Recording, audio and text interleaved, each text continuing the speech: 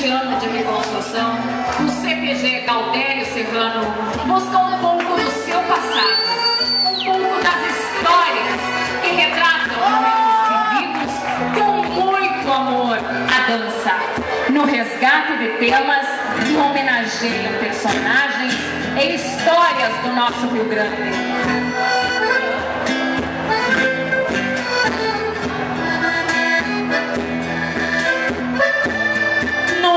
De 2008, um Galdério estende seu olhar em reponte, encontra um retrato com lembranças lindas, a vida fazendo arte a cada novo horizonte, e um poema chega dando boas-vindas.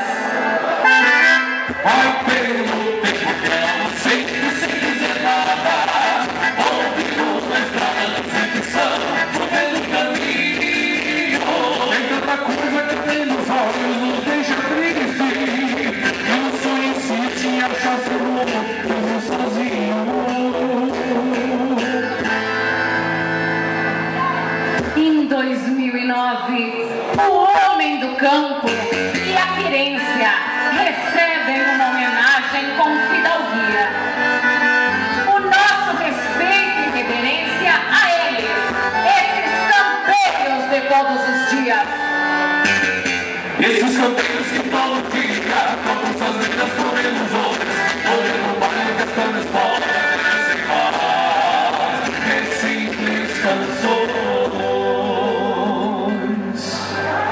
Em 2010, a nossa gente mostrando toda a alegria da família italiana no embalo da cordiona, embalando os corações a cada vindima. Nossa homenagem à gaita querendona. Viva a gaita japonesa, querendona, viva a vida do pai, que sabe fazer a paz, esta boneca chorou.